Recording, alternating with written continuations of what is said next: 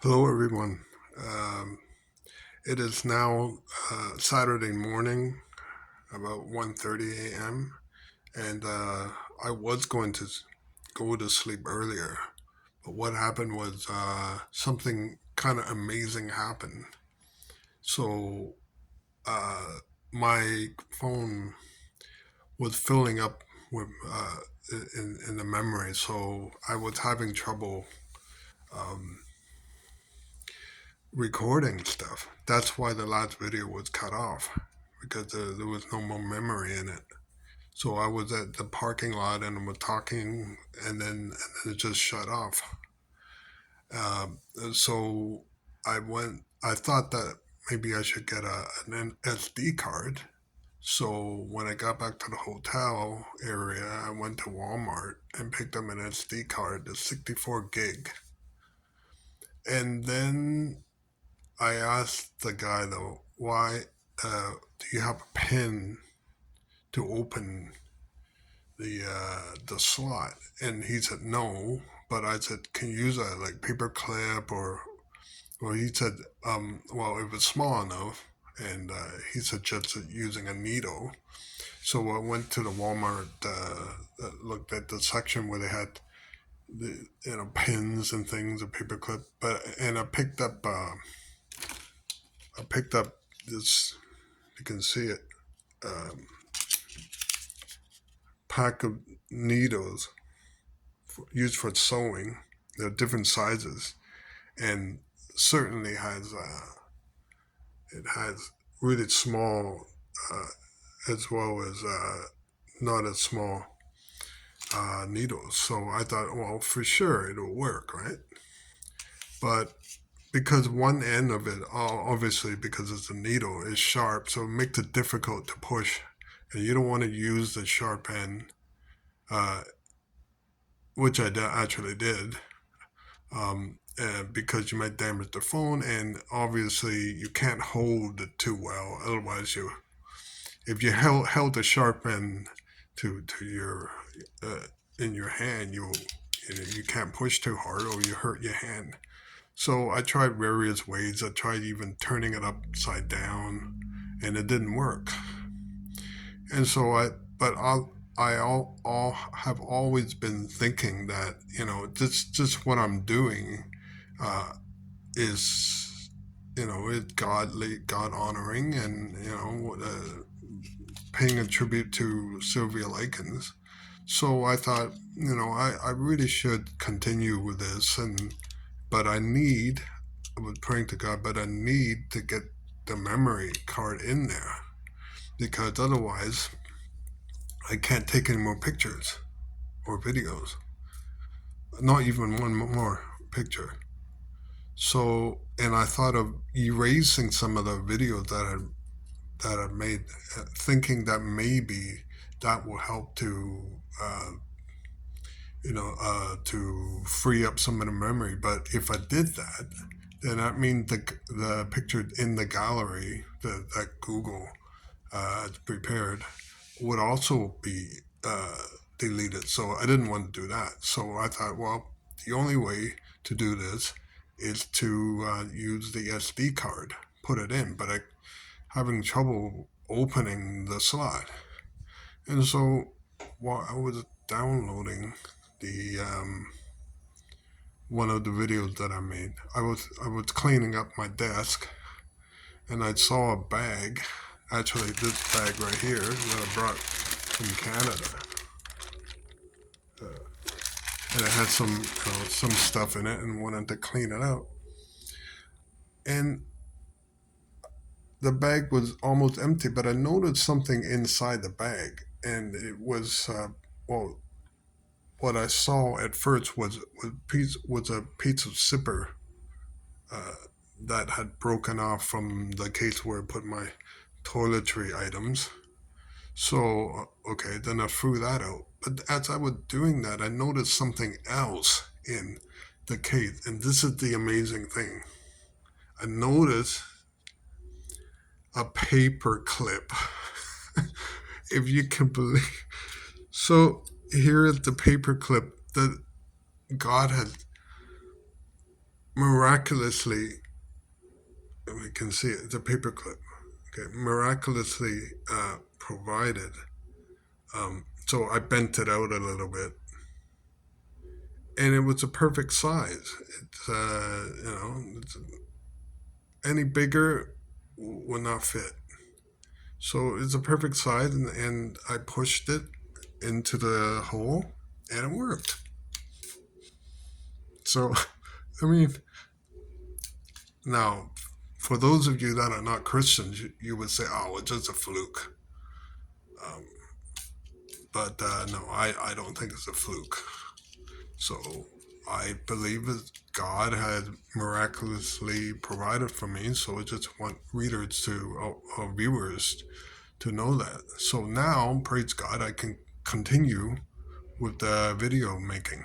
So tomorrow, I haven't quite decided what to do, but I think I might go to Willard Park because the lady that drove me back in the cabs in the in the cab, I told her about Sylvia Likens, and then was it somebody else? I can't remember, but anyway, either she or somebody else told me that many people will be at Willard Park tomorrow. Tomorrow being Halloween, near Halloween, and and perhaps if I went there, and by the way, that's where the Sylvia Likens memorial is. If I went there, maybe some people would be there, like older people that I can talk to, and I can ask questions about Sylvia. So that's what I'm thinking of doing. And also, as I said before, um, earlier when I was at the house site, uh, something again kind of unexpected happened. So I was walking around, looking at around the parking lot, and the man that lived, a man who lived, a bearded man who lived on uh, the opposite side of the parking lot, on the other side of the street, right beside right beside the church. He saw me and he said, "Are you lost?" And I said, "No, I wasn't lost, um, but I'm here to look into this area because of Sylvia Laken." And he told me, he was sorry that what had happened to her, and um, but he wasn't around at the time. Maybe he wasn't even born yet. Uh, and then I asked him questions. I asked him if I could record him, then he didn't want to, and which is fine. So right after I talked to him, I quickly spoke about what he told me, and um, we got talking, and we were talking about the houses and in the parking lot. And I had always thought there were only two houses there, but actually, I should have thought, hey, wait a minute, there couldn't be only two houses: the Vermilion house and the Gertrude house. Because if Gertrude's house was number 3850, and the orange house, which is actually the house that Mike Monroe lived in, and also before that, the Likens also did live there as well. Um, but if Mike Monroe's house was 3838, then that meant that there has to be on that side, had to be a 3840, 3842, 3844, 3846, 3848, and finally 3850. So that's six houses, or three houses with two homes inside, like identical living quarters, but put into one house, which is the kind of house that 3850 looked like, and also the first street on to the north on Dennis Street. So he, this man, um, uh, he, sorry, the man that lived now at Mike Monroe's house just happened to have be coming out at the same at that time, and he came over, and this man asked him, the bearded man asked him how many houses were in the parking lot, and I think he said two or three, so probably three. So they were probably, um, uh, uh, I think they're called duplexes. So two families in one house, but separated by a wall. So that makes a lot of sense. So I've always been thinking that there was only the Gertrude House and the Vermilion, but no, there should have been six homes in there. So if it's two homes, two families in one, so it would have been three houses.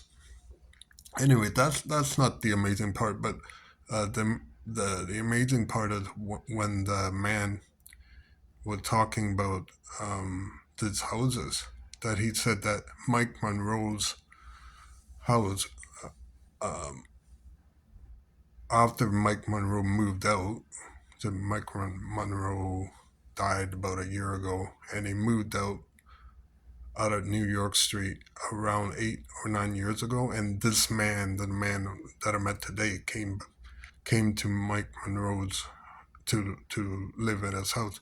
He said one day this bearded man, and I guess the man who lives there now, were in the garage or in the garage or whatever they were doing, and suddenly the stereo or music or whatever started to play. So it must be a stereo system, started to play on its own. And he thought that was not ordinary. Why would a machine turn itself on? And I also said that, well, in watching the videos about Sylvia, people, at least one person has said that they have seen or heard screaming or crying coming out of the Gertrude's house, or yeah, yeah, during while the house was still around, coming out of Gertrude's house. And so he said, well, some people believe in spirits, so maybe that's what it is. Um, as a Christian believer, I believe that the Bible talks about that when a person dies, his soul leaves the body. And the soul goes to a place, either a blessing or a torment.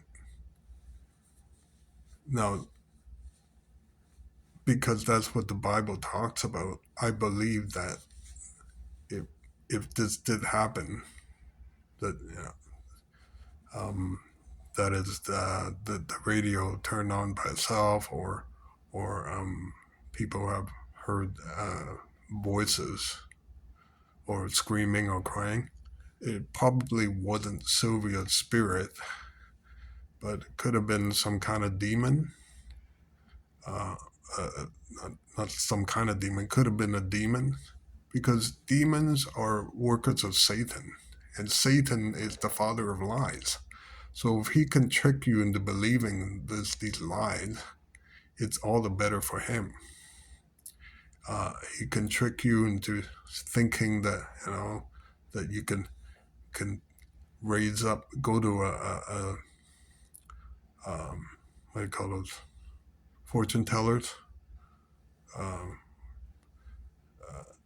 and bring up your dead grandmother and in a séance, and talk, and have the the the fortune teller um, convey a message to your dead grandmother or something, and the person goes into a trance, and supposedly the demon. Um, so it's supposedly your grandmother uh, enters the body of the fortune teller and speak through her or him. But if you're a Christian believer, you wouldn't believe that because the Bible doesn't talk about that. Um, it doesn't teach that way. Now there is a story about Samuel, and that is also very um, it is very much connected to what we're talking about here. But if you read the story carefully and other passages about Saul and Samuel, you would come to the conclusion that wasn't actually Samuel. But anyway, so the amazing thing about this incident was this story about Mike Monroe's what happened in Mike Monroe's house when they were this bearded man and perhaps the owner of that house were were just hanging out, and then all of a sudden the radio turned on. Um, so I'm really thankful for these two things. There are other things I'm really thankful for, um, uh, these two things, especially this amazing work of God. Um,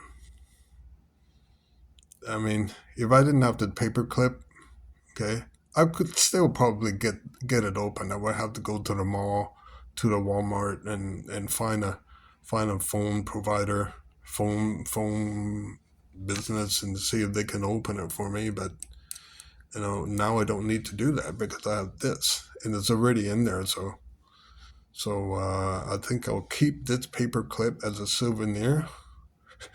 There are other things too. I just want to show